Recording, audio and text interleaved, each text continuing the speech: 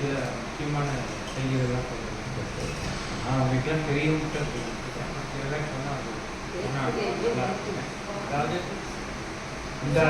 அந்தாதினா என்ன, அந்தாதிங்கிற செய்தியில் இலக்கணம் தமிழ் செய்தியில் ஒரு இலக்கணம் வச்சு நிறைய ஆசைப்படுறது நெருக்கிறது எல்லாம் போயிட்டு அந்தாதிங்கிற ஒரு குறிப்பிட்ட செய்தி அது வந்து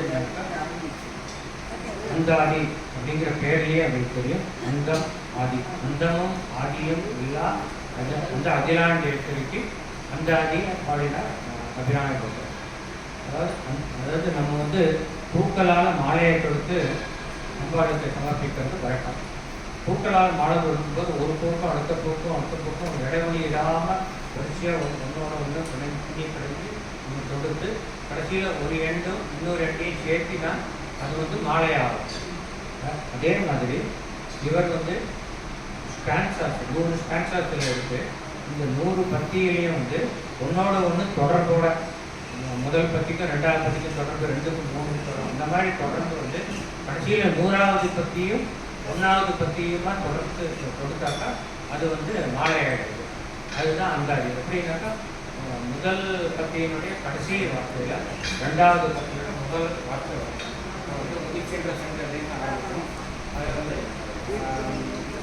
விழுத்துணையே துணையேன்னு முடிக்கும். அதனால் 2வது ஸ்டான்ஸா வந்து துணையம்னு ஆரம்பிச்சது. அழிந்தனமேன்னு முடியாது. அதனால் 3வது அழிந்தேன்னு வருது. மனிதரையேன்னு முடியாது. அப்புறம் மனிதரும் இந்த மாதிரி வந்துட்டு இருக்கு. 100வது ஸ்டான்ஸா பார்த்தாக்கா உதிக்கின்றவே அப்படின்னு முடியாது. 1வது ஸ்டான்ஸ் ஆரம்பம் உதிக்கின்றவே 2ஐயும் சேர்த்தினாக்கா ஒரு மாலை வந்துருக்கு. இந்த மாதிரி எழுதுறதுக்கு அந்த அதே அப்படின்னு. அப்புறம் இந்த உதிக்கின்ற சங்கத்தின் பாடலில் வந்து நான் வந்து அம்பாளுடைய நிறத்தை வர்ணிக்கிறதா நிறைய பண்ணேன். சிலதுக்கெல்லாம் வந்து தத்துவார்த்தம் பண்ணேன். முக்கியமானது வந்து உதிக்கின்ற செங்கதிற்கு வந்து தத்துவார்த்தம் நல்லா விட்டுப்பட்டு என்னன்னாக்கா அந்த செங்கதின் மாதிரி அம்பாள் நிறம் அருண வண்ணத்தில் இருக்கான்னு சொன்னேன்.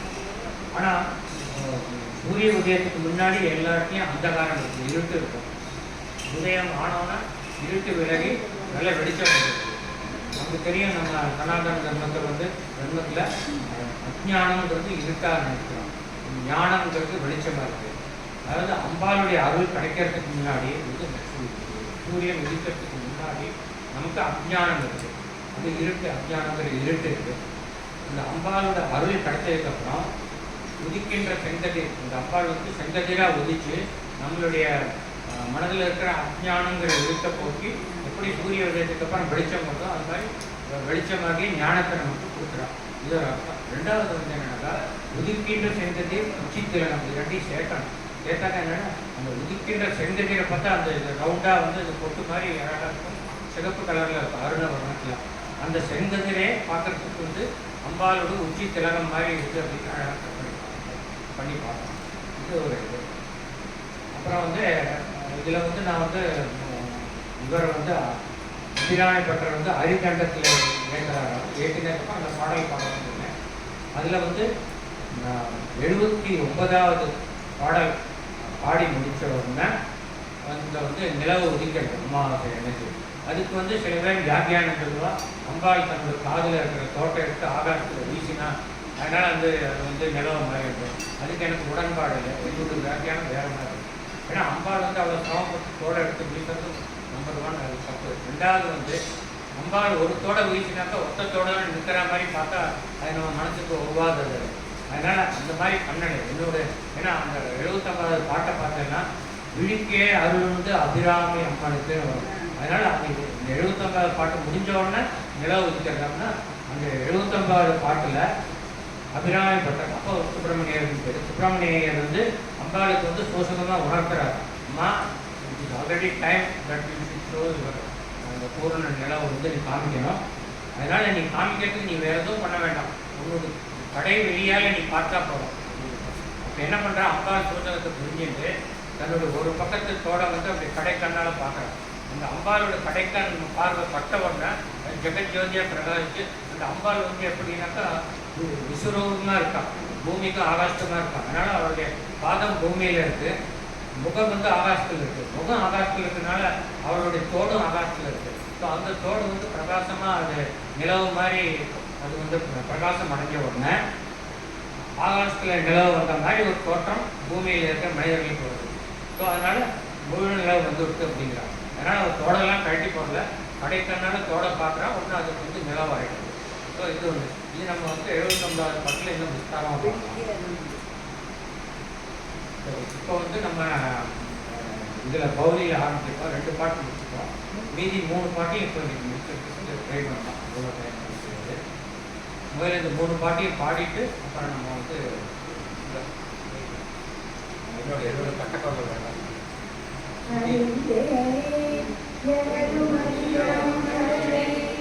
அறிந்து கொண்டு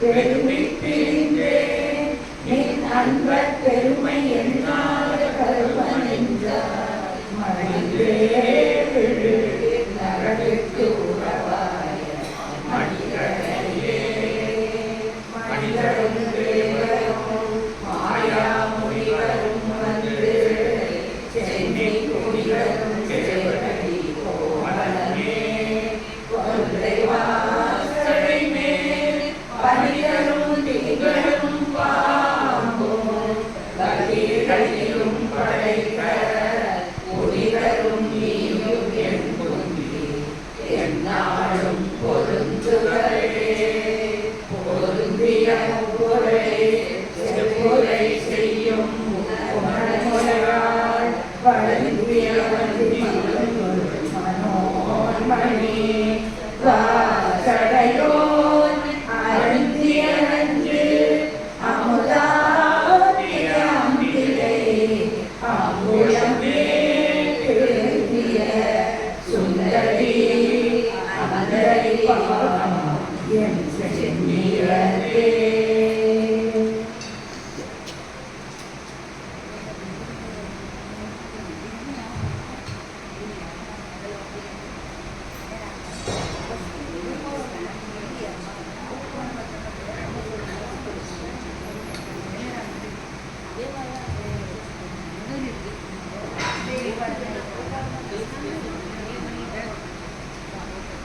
அறிந்தேன் எவரும் அறியா மறையினம்.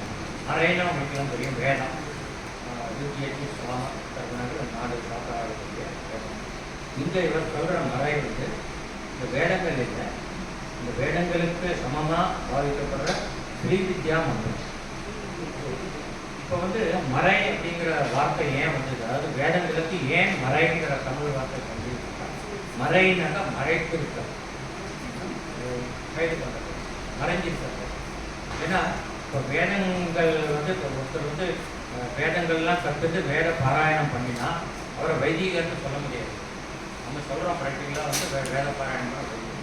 யார் உண்மையான வைதிகர்னா வேதத்துடைய முழு பொருளை, உண்மையான ஆயுள் பொருளை யார் உணர்ந்திருக்காளோ, உணர்ந்து பாராயணம் பண்ணுறாலோ அவரை தான் வைதிகர்னு சொல்லுது. இப்போ வேதத்தோட பொருளை எப்படி உணர்றது அப்படின்னாக்கா, சம்ஸ்கிருதத்தில் எவ்வளோ பெரிய பண்டிதராக இருந்தாலும் வேதத்தினுடைய ஒவ்வொரு சம்ஸ்கிருத வார்த்தையையும் அதுக்கு ஈக்குவலண்ட் இங்கிலீஷ்லேயே தமிழையே எழுதி வார்த்தைகள் எல்லாம் போட்டு நம்ம வேதத்தோட பொருளை உணர முடிஞ்சால் அது வந்து முடியாத காரியம். ஏன்னா அது வந்து ரொம்ப ரொம்ப நுனிப்புள் மேயிற மாதிரி மேல வேண்டும் வரையான அர்த்தம், சில இடத்துல அனர்த்தமாகவும் இருக்கும், அது சரியான அர்த்தத்தை கொடுக்காது. இப்போ வேதத்துடைய முழு பொருளை உணரணும்னா அதுக்கு வேத மாதாவோட அனுகிரகம். வேத மாதா அனுகிரகம், அதாவது வேத மாதாவோட அனுகிரகத்தை எப்படி பெறதுனாக்கா வேத மாதாவை தியானம் பண்ணணும், ஆழ்நிலை தியானம் பண்ணி அவளையே உபாசிச்சுட்டு. அப்போ அந்த வேத மாதா அனுகிரகம் பண்ணி அவருக்கு வந்து வேதத்துடைய பொருளை உணர்த்துவோம், தானாக உணர முடியும். ஸோ அந்த மாதிரி அதனால தான் அதுக்கு மறைன்னு பேர். ஏன்னாக்கா பொதுவாக நிறைய பேர்களால், அதாவது இந்த மாதிரி ஒரு தியானம் செஞ்சு வேத மாதாவோட அனுகிரகம் பெற்றவர்களை தவிர மற்றவர்களால் வேதத்துடைய உட்பொருளை உணர முடியாது, அது மறைந்து இருக்கும். அப்படிங்கிற காரணத்தினால அதுக்கு மறைன்னு பேர். அதே மாதிரி தான் ஸ்ரீவித்யா மந்திரமும். ஸ்ரீவித்யா மந்திரத்தை சம்ஸ்கிருத பாண்டித்யம் மூலமாக அதனுடைய சந்தி குறித்து அதெல்லாம் பண்ணி அதனுடைய பொருளை தெரிஞ்சுக்க முடியும்னா தெரிஞ்சுக்க முடியாது. அதுக்கு வந்து ஸ்ரீவித்யா தேவி அம்பிகையுடைய அருள் இருந்தால் தான் அவளுக்கு சித்தி ஆகும். அப்படிப்பட்ட அப்பேற்பட்ட சித்தி இவருக்கு கிடைச்சிருக்கு அப்படிங்கிறது இது மூலமாக தெரிய வருது. அறிந்தேன் எவரும் அறியா மறையன்னா நிறைய பேர்களால் நயமாக எவ்வளவு பேர் இருந்தால் அதில் வந்து கோடான கோடியில் ஒருத்தருக்கு தான் சித்தியாகும். அப்படி எவராலும் அறிய முடியாதுன்னு நான் தான் சொல்லியிருக்கேன். ஏதோ ஒருத்தருக்கு தான் சித்தியானா எவராலையும் அறிந்து கொள்ள முடியாத இந்த ஸ்ரீவித்யா உபாசனை மந்திரத்தின் முழு பொருளையும் நான் அம்பிகையே உன் திருவருளால் அறிஞ்சேன்னு ரொம்ப கர்வமாக சொல்ல. அம்மா உன் திருவருளால் எனக்கு அறிய கிடைச்சது. அறிந்தேன் எவரும் அறியா மறையரே. இது அறிஞ்சிட்டு என்ன பண்ணணும்னா இது தெரிஞ்சு பிரயோஜனம் இல்லை. இது தெரிஞ்சு அது வந்து கட்டப்பை நிறுத்த அது நடந்துக்காக. ஸோ படித்ததை வந்து நம்ம வந்து வாழ்க்கையில் கடைபிடிக்கணும். இதெல்லாம் சொல்கிறேன். அறிந்து கொண்டு உன்னுடைய மகிமையை வந்து ஸ்ரீவித்யா மந்திரத்துடைய ஒரு முழுமையான பொருள் உணர்ந்து அதன் மூலமாக உன்னுடைய பெருமையை அறிந்து கொண்டு செறிந்தேன் உனது திருவடிக்கே திருவேன். செறிந்தேன்னாக்கா சரணம் அடைந்தேன், இல்லைனாக்கா மனம் ஒன்றினேன், உன்னிடத்தே மனம் ஒன்றினேன். தெரிந்தேன் தெரிஞ்சேன்னா உனது திரு அடிக்கே, அதாவது ஏகாரம் வருது. உனது திரு அடிக்கே ஏன்னு வந்தால் ஒன்லின்னு அர்த்தம். இப்போ வந்து திருக்குறள் வரைக்கும் வையார் கொன்று ஈவதே ஈகை மற்றெல்லாம் புதிய எதிர்ப்பயன் ஈரதுரைக்குன்னு வருது. அது வந்து அந்த ஏகாரத்தை எங்கே வேணால் போகணும். வையாருக்கே ஒன்று ஈவது ஈகை, வையாருக்கு ஒன்றே ஈவது ஈகை, வையாருக்கு ஒன்று ஈவதே ஈகை, வையாருக்கு ஒன்று ஈவது ஈகையை. இப்படி இந்த ஏகாரத்தை எங்கே போகணும். அதாவது யாருக்கு தேவை இருக்கோ அவளுக்கு என்ன தேவையோ அதை கொடுக்கறது தான் உண்மையான தர்மம். மற்றபடி ஒரு பணக்காரத்துக்கு போயிட்டு நம்ம ஒரு 2 ரூபாய் கொடுத்தாக்கா அது ஒன்றும் பிரயோஜனமே இல்லை. அது வந்து அவனை காக்கா பிடிக்கிறதுக்காக கொடுத்து ஆகணும். அது வந்து உண்மையான தர்மம் கிடையாது. அதே வந்து ஏகாரம் அதே மாதிரி அதுதான் ஈகைன்னு சொல்கிற மாதிரி அதை வந்து சொல்கிறேன். உனது திருவடிக்கே நான் வந்து வேற எங்கேயும் போய் சரணம் அடையலை. தெரிந்தேன் உனது திருவடிக்கே. எவ்வளோ தெய்வங்கள் இருந்தாலும் நான் உனது ஸ்ரீவித்யா உபாசனையின் சித்தியினால் நான் உணர்ந்து கொண்டேன். என்ன உணர்ந்து கொண்டேன்னா உனது திருவடிக்கே சரணம் அடைவதே அனைத்திலும் சிறந்தது என்று தெரிந்து கொண்டேன். தெரிந்து சக்தி உபாசகனாக மாறினேன் அப்படிங்கிற அர்த்தம். தெரிந்தேன் உனது திருவடிக்கே திருவேங்கிறாங்க. திருவுன்னா நமக்கு தெரியும் செல்வம்.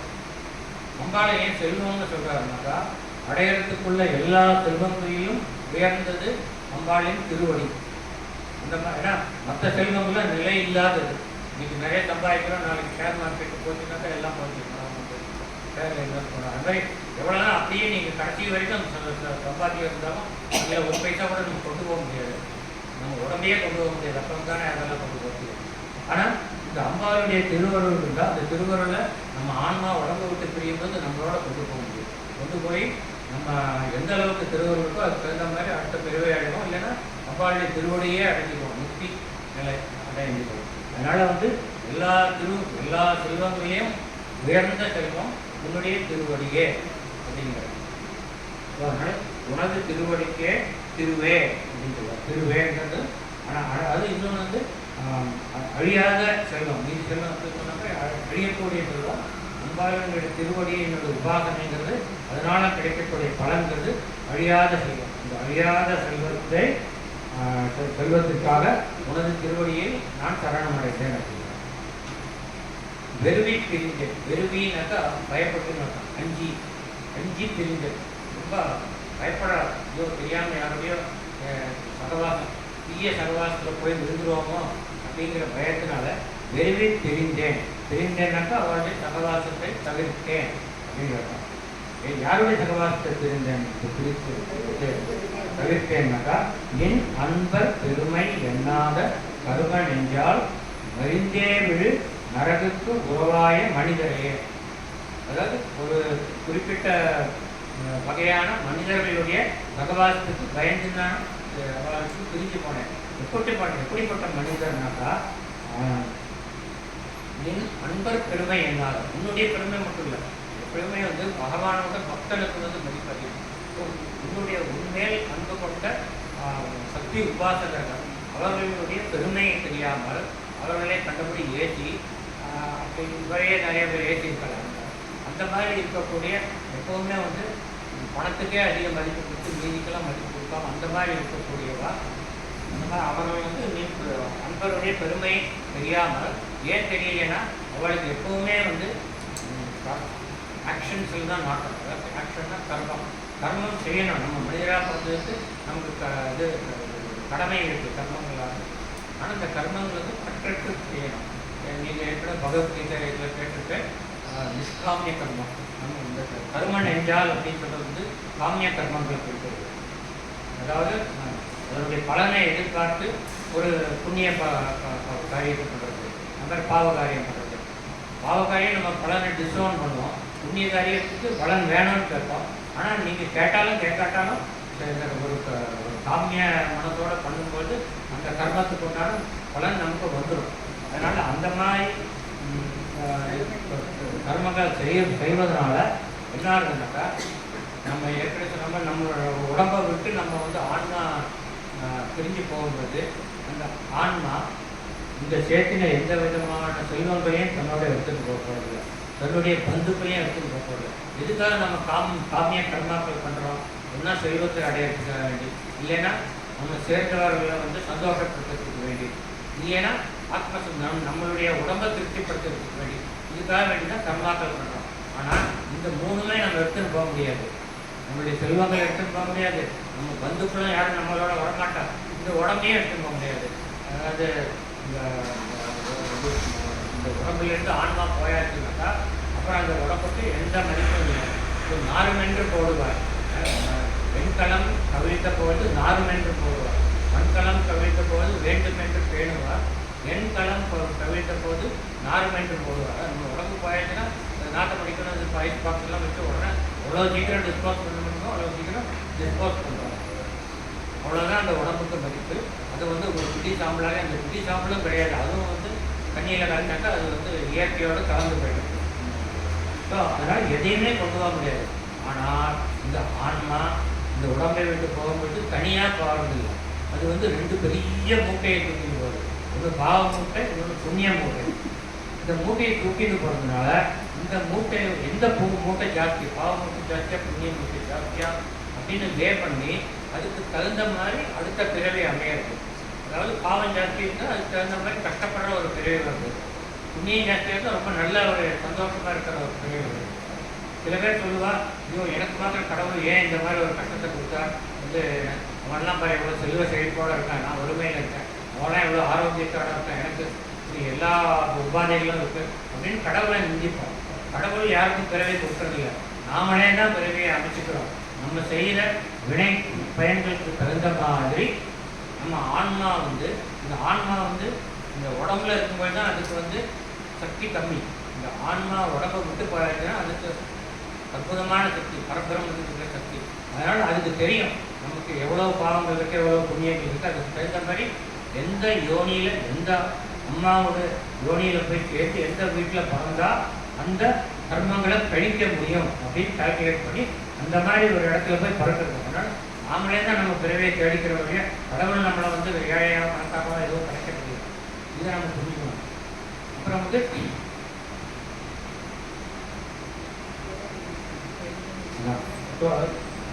அன்பர் பெருமை என்னாத கர்ம நெஞ்சு. அதனால் அந்த கர்மங்களுக்கு தகுந்த மாதிரி நமக்கு வந்து பிறவை அமையிறது.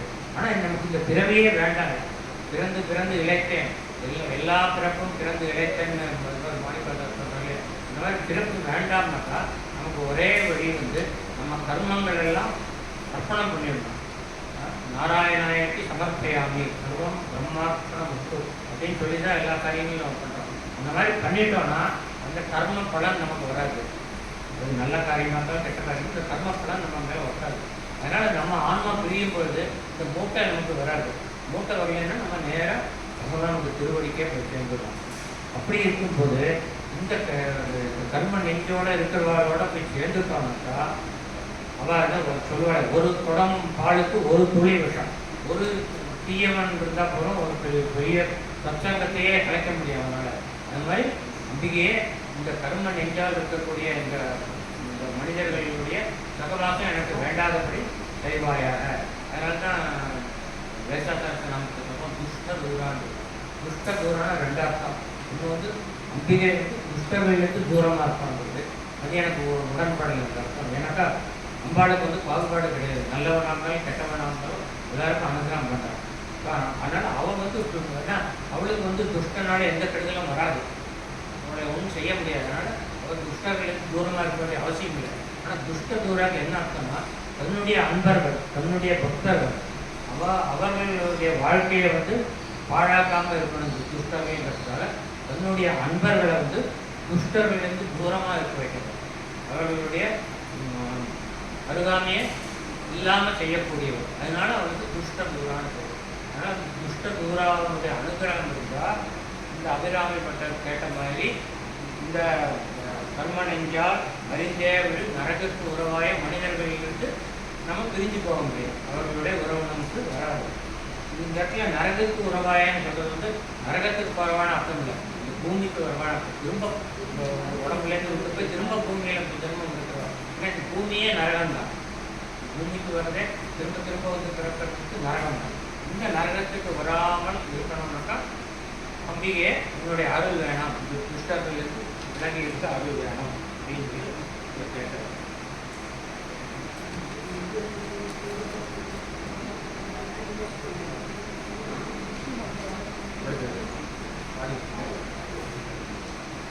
மனிதரும் தேவரும் மாயா முனிவர்.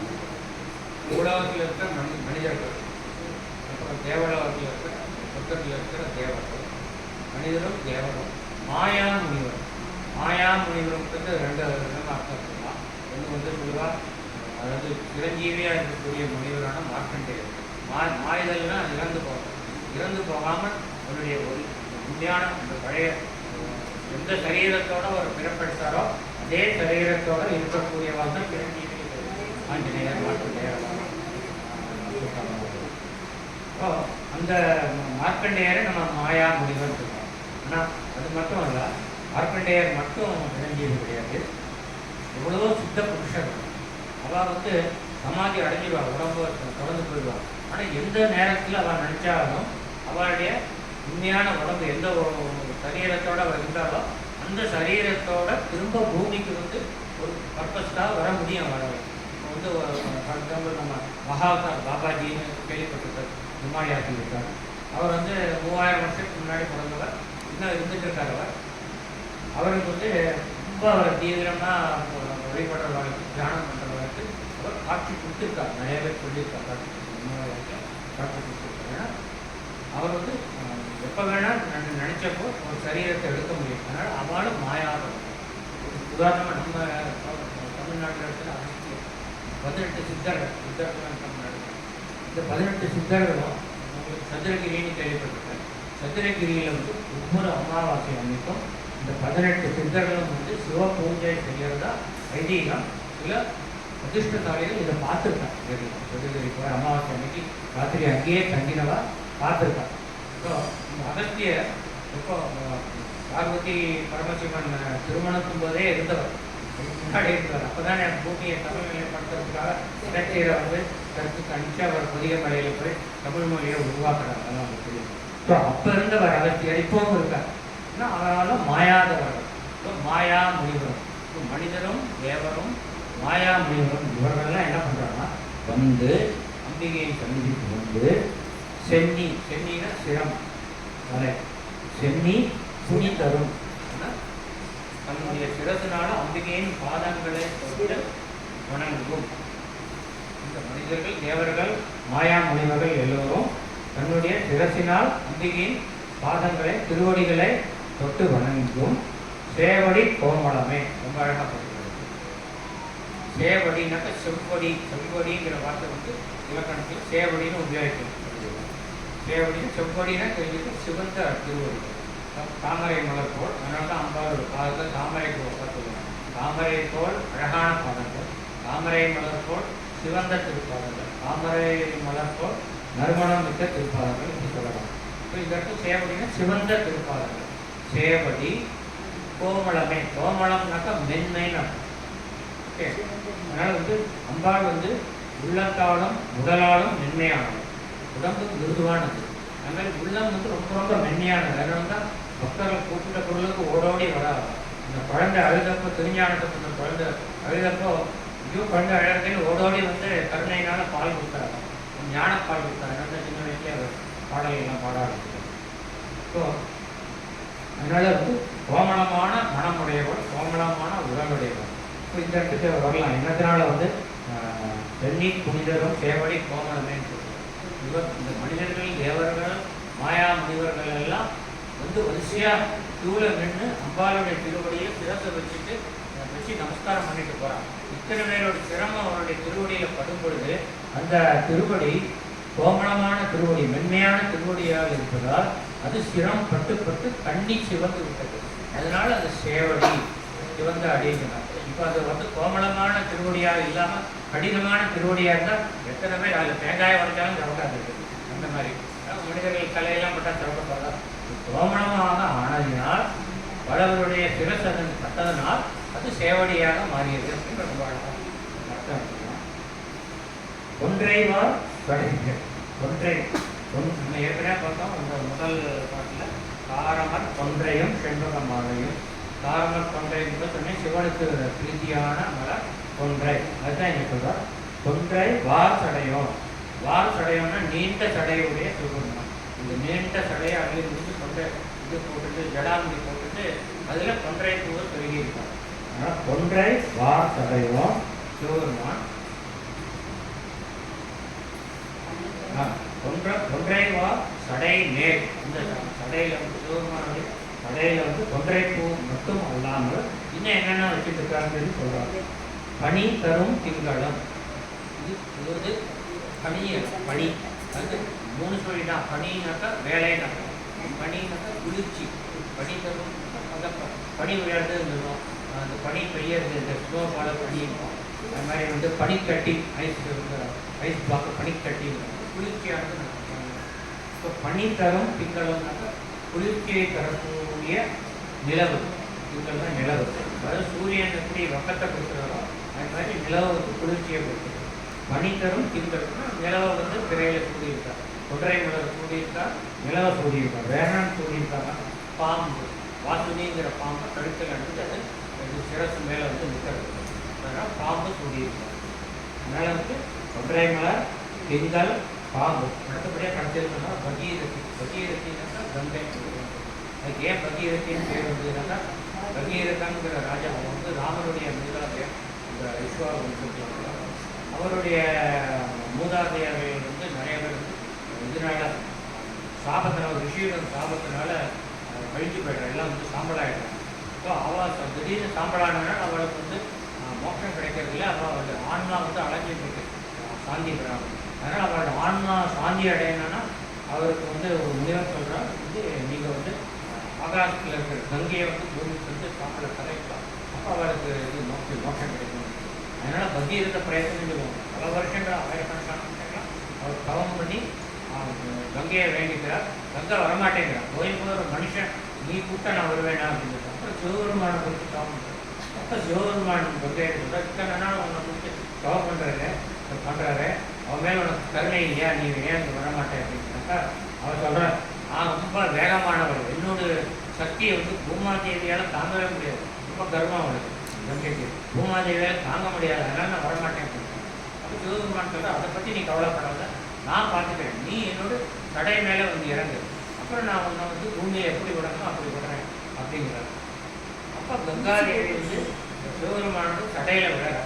கடையில் விழுந்த கிணத்துல சிவபெருமானுடைய ஸ்பர்சம் கிடைச்ச சமயத்தில் அவளுக்கு கர்வம் அழிஞ்சு போயிடும், அகந்த போயிடும். போன உடனே அவள் ரொம்ப சாந்த சுரூபியாக பூமியில் இறங்குற அந்த கங்கோத்தி அந்த பூமியாக பூமியில் வந்து அப்புறம் கங்கையாக ஓடுறான். ஸோ அதனால் அடுத்த வார்த்தை பார்த்தீங்கன்னா, கொன்றைவார் கடையிலே பனிதரம் திங்களும் பாம்பும் பகீரதியும் படைத்த புனிதரம்னு வருது. சிவபெருமான புனிதர்னு சொல்றார். ஏன் புனிதர்னு சொல்றார்? அவர் தான் மட்டும் புனிதவர்களை, தன்னை அடைந்தவர்கள் அனைவரையும் புனிதமாக்கக்கூடியவர். அதனால தன்னை அடைந்த கங்கையை புனிதமாக்கிறார். அவருடைய அகந்தையை அழித்தார். அவளை புனிதமாக்கினால, புனித நதியாக அது ஓடுறதுனால அதுல ஸ்நானம் பண்ற எல்லாருடைய பாவங்களையும் அவர் கரைச்சி விடுறா அப்படிங்கிறது ஐதீகம். புனிதரும் நீயும், நீனாக்கா அம்பாளை சொல்றார். சிவபெருமானுடைய பத்தியாகிய சிவபெருமானும் நீயும் 2 பேரும் சேர்வார்கள். நீயும் என் புத்தி என்னாலும் கொண்டு ஏற்கனவே சொன்னேன். அபிராமி அந்தாதியில் அபிராமி பட்டர் அம்பாளை எப்போவுமே வந்து அர்த்த நாரீஸ்வரர் அர்த்த ஈஸ்வர நாரியாக தான் தியானம் பண்ணுறோம். அதுக்கு இது ஒரு எடுத்துக்காட்டு இந்த பாகம். புனிதனும் நீயும் 2 பேரும் சேர்ந்து வரணும்.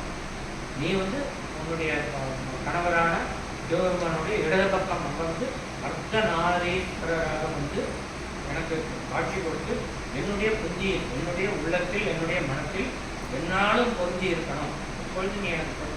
ஏன்னா முதல் பாட்டிலே பார்த்தோம், தாரமர் சொல்கிற பாட்டில் எப்போதும் என் சிந்தையுள்ளே நிற்க கட்டுரையே.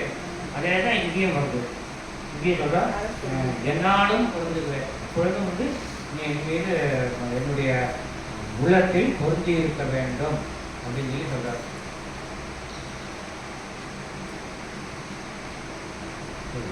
இப்போ வந்து அடுத்த பாடம்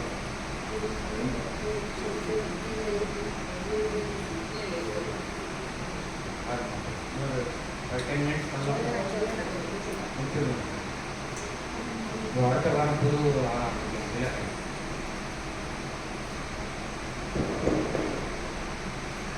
பொருந்திய முப்புரை. பொருந்திய என் உள்ளத்திலே பொருந்திய அர்த்தம். அப்புறம் பொருந்திய முப்புரை. முப்புரைக்கு வந்து ஒரு அர்த்தம் வந்துன்னா முப்புறம்னா திருப்புறம். திருப்புறத்தை அழித்த சிவபெருமான் திருப்புர சுந்தரன்னு பேர் இருக்கு. அதனால இவருக்கு திருப்புர சுந்தரின்னு பேர். அதனால முப்புரை திருப்புரைன்னு அர்த்தம். ஆனால் வந்து இப்போ திருப்புரம் இல்லை. அந்த தாரகாட்சன், கமலாட்சன், விஜயன் மாலி அவன் 3 பேருக்காக போன வாரம் சொன்னேன் நினைக்கிறேன். இந்த இதில் தங்கம், வெள்ளி, இரும்பாலான உலகத்தில் இது பண்ணி திருப்பிச்சு. அதனால் அவள் வந்து ரொம்ப அட்டுவியங்கள் பண்ணி கடைசியில் வந்து என்ன அவள் வர மாட்டேஇருக்கா சிவனும் விஷ்ணுவும் சேர்ந்த சக்தியினால தான் நடிக்க முடியும். அதனால் சிவபெருமான் வந்து மேருவை வில்லாக்கி வாசுகிய நானாக்கி மகாவிஷ்ணுவை பானமாக்கி இந்த திருப்புறங்களை அழிக்கிறார். 3 அவள் வந்து வரமாகியிருக்கா 3 லோகத்திலையும் ஒரே பானத்தால் அழிக்கத்தான் அழிஞ்சிருக்கு. அந்த மாதிரி அழிக்கிறார். அதனால் திருப்புறம் அழிஞ்சாச்சு. அதனால் இப்போ திருப்புறத்தை பற்றி நம்ம யோசிக்க வேண்டாம். அதனால் இந்த முப்புரைக்கு வேற அர்த்தம் பார்க்கலாம். முப்புரைனாக்க 3 உலகங்களுக்கு தலைவியாக இருக்கும். ஸோ இப்போ நம்ம இதுக்கு எந்த மாதிரி அர்த்தம்னா நம்ம பூலோகம், நம்ம மனிதர்கள் விலங்குகள் இருக்கக்கூடிய பூலோகம். அப்புறம் கந்தர்வர்கள் இருக்கக்கூடிய சுகலோகம், சுகலோகம். சுகலோகம் சொர்க்கம். சொர்க்கம் வந்து தேவர்கள் இருக்கக்கூடிய இந்த 3 உலகங்களுக்கும் அதிபதியாகிய அம்பிகை. அது அம்பாளை வந்து சில இடத்துல 14 உலகங்களுக்கும் அது சொல்லுவாங்க. சில இடத்துல 7 உலகங்களுக்கும் அது இருக்கு. சில இடத்துல 3 உலகங்கள். அந்தந்த இடத்துல கான்டெக்ட் சொல்லுவாங்க. அதனால இந்த முப்புரைன்னு சொல்றார். இந்த முப்புரைக்கு இன்னொரு அர்த்தம் என்ன பார்க்கலாம்னாக்கா 3 இருக்கக்கூடியவைகளுக்கு தலைவி.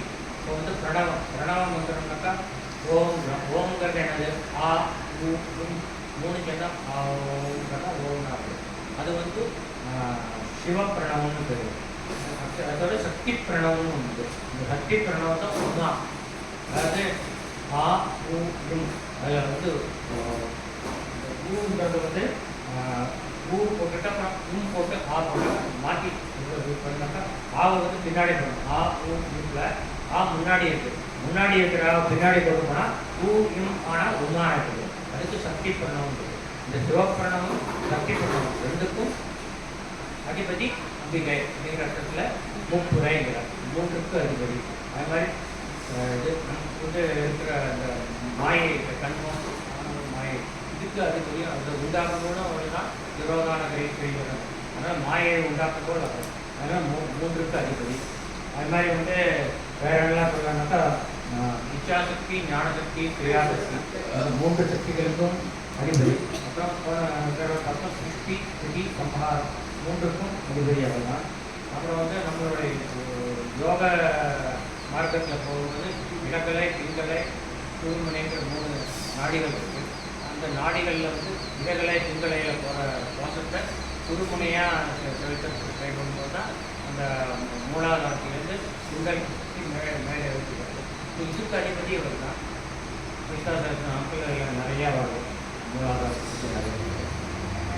ஸோ அதனால் இந்த முப்புரைனா இந்த 3களுக்கு அதிபதி. இப்போ பொருந்திய முப்புரை அப்படின்றார். பொருந்திய முப்புரை செப்புரை செய்யும் புனர்முறையால்.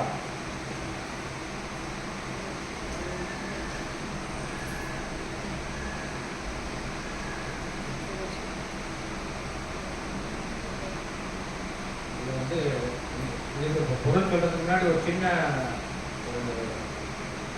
இது சொல்லணும். என்னன்னாக்கா இப்போ வந்து அபிராமி பட்ட அபிராமி அந்தாதியில் நிறைய பாடல்களில் அம்பிகையினுடைய மார்பகங்களை ரொம்ப வர்ணிக்கிறார். அதே மாதிரி திருப்புகழ் பெருமளத்திலையும் திருப்புகழில் அருணகிரிநாதர் வள்ளி அம்மையுடைய மார்பகங்களை ரொம்ப விஸ்தாரமாக வர்ணிக்கிறார். சில பேர் என்கிட்ட கேட்டிருக்கார் பொருள் வந்து எதுக்காக இந்த மாதிரி ஒரு தெய்வீக பாடல்களை வந்து ஒரு இந்த மார்பகங்களை போய் எதுக்கு வர்ணிக்கணும் பெண்ணுடைய மார்பகம். ஸோ இதுக்கு வந்து அது நம்மளுடைய மனசில் அழுக்கு இருந்தால் அது அழுக்காக தெரியும், மனசில் வந்து தூய்மை இருந்தால் அது தூய்மையாக தெரியும்.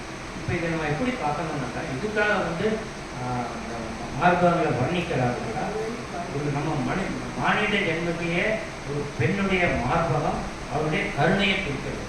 ஏன்னா ஒரு குழந்தையை பற்றியதவிர அந்த குழந்தை வந்து பசியினால் அழுகும் பொழுது தானாக பால் கொடுக்கும். இப்போ அதனால் கருணைக்கு அடையாளம். அதே மாதிரி தான் சொன்னேன் ஏற்கனவே அம்பாள் வந்து திருஞான சம்பந்தர் குழந்தையாக இருக்கட்டும் அழுகிறப்போ அவருடைய முளையிலிருந்து பால் கொடுத்து ஊட்டுறாங்க.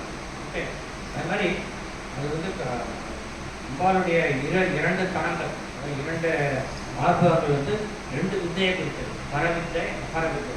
ஸோ அவருடைய ஞானப்பால அறிஞரவர்கள் பரவித்தை அபரவித்தை ரெண்டுலையுமே பிறந்தவர்கள்.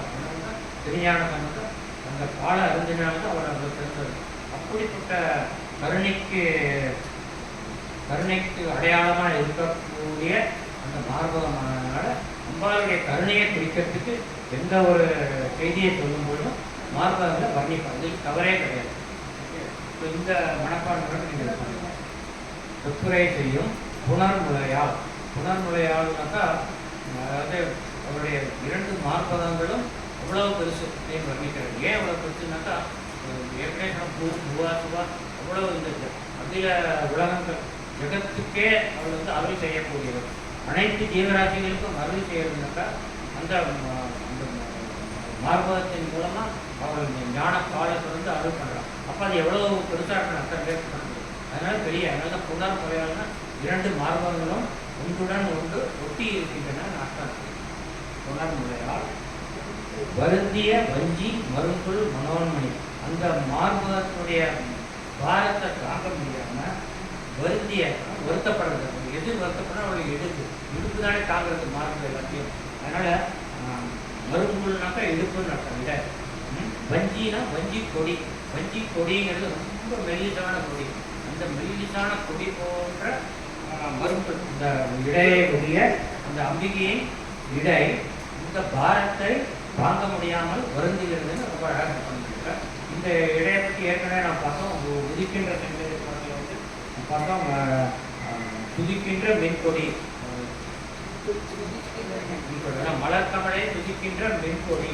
அப்போ நான் சொன்னேன் மென்கொடிக்கு அர்த்தம் வந்து இரவில் தோன்றக்கூடிய மின்னல். இப்போ மின்னல் வந்து எதுக்கு சொன்னாலும் மின்னல் மாதிரி மெல்லிய இடையே உடையவள். இங்கே வந்து வெஞ்சி கொடி போன்ற மெல்லிய இடையே உடையவள் அப்படின்னு வெஞ்சி மருங்குள் மனோன்மணி அப்படிங்கிறது. மனோன்மணி அப்படின்னாக்கா வந்து ரெண்டு வார்த்தையாக பிரிக்கணும். சமஸ்கிருதம் தெரிஞ்சவாளுக்கு தெரியும். சந்தின்னு ஒன்று உண்டு. சமஸ்கிருதம் மலையாளம் எல்லாத்தையும் உண்டு சந்தி. தமிழதால் ஒன்றும் கிடையாது. சந்தினாக்கா வந்து நீங்கள் சமஸ்கிருதத்தில் எத்தனையோ பாகவதம் படிக்கிறேன், நாராயணன் படிக்கிறேன், எல்லாம் வந்து வார்த்தைகள் நிறைய 4-5 வார்த்தைகளும் ஒன்றா சேர்த்தி ஒரு கூட்டு வார்த்தையாக இருக்கும். அதை நம்ம படித்த அர்த்தம் புரியாது.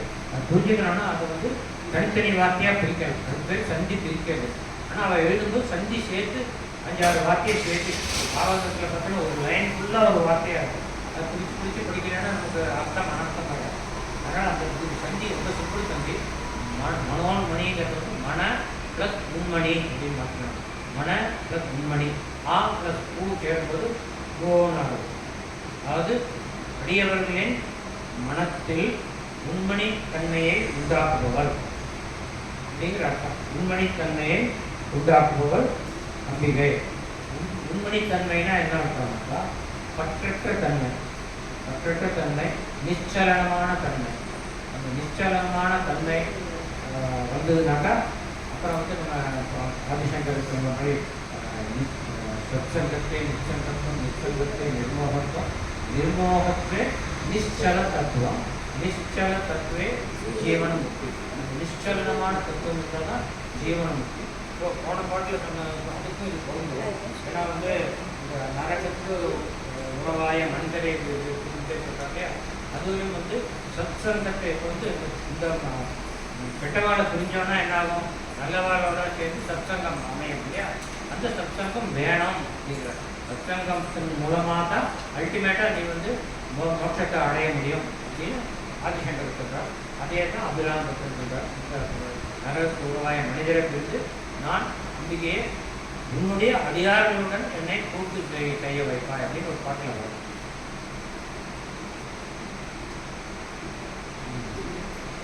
அதனால நாங்கள் மனோமணியை பற்றி சொல்லியிருக்கேன். மன உண்மணி, அதாவது மனத்தில் பற்றற்ற சலனமற்ற இயக்கமற்ற நிலையை உருவாக்கி கொடு அப்படின்னு அர்த்தம். உருவாக்குபவள் அம்பிகை. இயக்கமற்ற நிலைனாக்கா நான் போன கிளாஸ் சொன்ன மாதிரி புரியாதீத நிலை. புரியாதீத நிலையில் மனசுன்னு ஒன்று இருக்கிறதே தெரியாது, நம்ம இருப்பவங்களுக்கு தெரியும். அதனால் அந்த அற்புதமான நிலையை அடையிறது தான் இயக்கமற்ற நிலை. மனசு எப்பவுமே இயங்கிட்டு இருக்கு, ஏதாவது திங்க் பண்ணிட்டு இருக்கோம். நம்ம வந்து தியானத்தில் உட்காண்டாக்கா ஒன்றும் நினைக்கக்கூடாது, ஒன்றும் நினைக்கக்கூடாதுன்னு சொல்லிட்டே இருப்போம். அதுவே நினைப்பா இருக்கும் அது மாதிரி. அதனால் வந்து அந்த புரியாத நிலையை எல்லாரும் அடைய முடியாது. நம்ம வந்து ப்ராக்டிஸ் பண்ணால் அது வரும். அதனால் அந்த மனோன் மடிக்கிட்டு வார் சடைவம். வார் சடைவம்னா ஏற்கனவே பார்த்தோம், நீண்ட சடையை உடைய சிவபெருமான் அருந்திய நஞ்சு. அவர் ஆழகால விஷம் வந்து பார்க்கடலை கடைஞ்சப்போ இந்த உலகத்தை காப்பாற்றுறதுக்காக அவர் தன்னுடைய வாயை கொடுத்து அதை முழுகிறார். முழுங்கும் போது அம்பிகை வந்து கழுத்தை பிடிச்சிக்கலாம். அருந்திய நஞ்சு அமுதாக்கிய அம்பிகை. அது உள்ளே போகாது. அது உள்ளே போயிருந்தால் அகில கோணமும் அழிஞ்சு போயிருக்கும். சிவபெருமானோட உள்ளதான் அகில கோணமும் இருக்குது. அது உள்ளே போயிட்டு அகில கோணம் அழிஞ்சு போயிருக்கும். அதனால் இந்த கோணத்தை காப்பாற்றுறதுக்காக இந்த கருணையினால் அம்பாள் அவருடைய கழுத்தை பிடிச்சது. அது அங்கே நின்று போயிடுறது. நின்னது மட்டுமல்ல அது அமுதாயிடுறது. அவருடைய கை செலுத்தப்பட்டோன்னா அந்த விஷம் வந்து அமுதாயிடுது. இது அமுதாக்கிய அம்பிகை அம்புயம்னே திருந்திய சுந்தரி. அம்புயம்னா அம்புஜம்னு சொல்லுவாங்க. அந்த இது தாமரை மலர், சிறந்த தாமரை. அதனால் அம்புயமே திருந்தியன தாமரை மலருமே வீட்டிற்கக்கூடிய சுந்தரி. சர்வ லோகத்திலும் அவளுக்கு இலை இல்லாத அழகி, பேரழகின்னு அர்த்தம். இந்த அம்புயத்துக்கு இன்னொரு அழகான அர்த்தம் இல்லை. ஆனால் இவர் வந்து ஒரு பக்தர் மட்டும் இல்லை, பெரிய யோகி. அபிராமி நிறையா பாடல்களில் யோக சாஸ்திரம் வரும். வந்து அம்பியமே திருந்திய சுந்தரின்னா இன்னொரு அர்த்தம் என்னன்னாக்கா, நம்ம உடம்புல வந்து 7 நிலைகளில் தாமரைகள் இருக்கும். மூலாதாரத்திலேருந்து ஆரம்பித்து சகஸ்திராரம் வரைக்கும். அப்போ நமக்கு எல்லாருக்குமே வந்து இந்த குண்டலினி சக்தி வந்து சுருண்டு கிடக்கு ஒரு பாம்பு மாதிரி மூலாதாரத்தில் இருக்குது. நம்ம அதில் வந்து எந்த எஃபர்ட்டும் எடுக்காமல் இருக்கிறதுனால நம்ம அந்த குண்டலினி சக்தியை வந்து கட்டி எழுப்பினோம்னா அது மூலாதாரத்திலேருந்து பிரதிஷ்டானம், மணிப்பூரகம், அப்புறம் அனகட்டம், விசுத்தி, ஆக்ஞான், இப்படி சகஸ்திராகாரத்துக்கு போகிறது. 1000 பெட்டல் லோகத்துக்கு. அது மாதிரி ஒவ்வொரு நிலையிலையும் இருக்கிற தாமரைக்கு ஒரு டெஃபினேஷனில் சொல்லணும். இவ்வளவு இதழ், இந்த நிறம் இப்படிலாம் இருக்குது. அது இன்னொரு சாதாரணமாக கிளைமேட் சொல்கிறேன். ஸோ அதனால் அம்பியம்னே திருந்திய சுந்தரினாக்கா நம் எல்லாருடைய உடம்பிலும் அவர் வந்து யோக சக்தியாக அந்த மூலாதாரத்தில் இருக்கக்கூடிய அந்த குண்டலினி சக்தியை மேலே இருக்கக்கூடிய மந்திர சக்தியாக அவள் நம்முள்ளே உரைகிறாள். ஒவ்வொரு நிலையிலும் உள்ள தாமரை மேல் அவளே வீட்டிருக்கிறாள். அதனால்தான் அம்புயம் மேல் திருந்திய சுந்தரின் அர்த்தம். அந்தரி, அந்தரினாக்கா முடிவில்லாதவள் ஒரு அர்த்தம். அது வந்து அந்தரி அப்படின்னாக்கா, அதாவது நம்மளுடைய சித் ஆகாசத்தில் வந்து அந்தரியாமையாக இருக்கா, சித் ஸ்வரூபமாக இருக்கா. அதே சமயத்தில் பேராகாசத்தில் பரபிரம ஸ்வரூபியாகவும் இருக்கா அப்படிங்கிற ஒரு அர்த்தம் அழகான. இன்னும் வந்து அந்த இடம் முடிவில்லாதவள், அந்த எதற்கும் முடிவாக இருப்பவள் அவளே. பல அர்த்தங்கள் வச்சுருக்காங்க. அந்தரி உன்னுடைய பாதம் என் சென்னியதே, உன் திருவடியை என் தலைமேல் வைக்க வேண்டும். அதாவது முன்னாடி தான் மனிதரும் தேவரும் மாயாவர்களும் வந்து சென்னி புனிதரும். நாங்கள்லாம் வந்து உன்னுடைய திருவடியில் எங்களுடைய தலையை வச்சு வணங்கினோம். ஆனால் இப்போ நீ உன்னுடைய திருப்பாதத்தை வழியை வந்து என் சென்னி மேல் வைப்பாய். ஏன்னாக்கா அதுக்கு திருவடி தீட்சைன்னு பேர். திருவடி தீட்சை அடைஞ்சவாளுக்கு மறுஜன்மமே கிடையாது. அதனால் இவர் கேட்குறார், என் சென்னியதே, என் சென்னியின் மீது, என் தலையின் மீது உன் அம்பிய பாதங்களை வந்து வைத்து அருள் புரிவாய் அப்படின்னு சொல்கிறார். ஆதிபராசக்திக்கு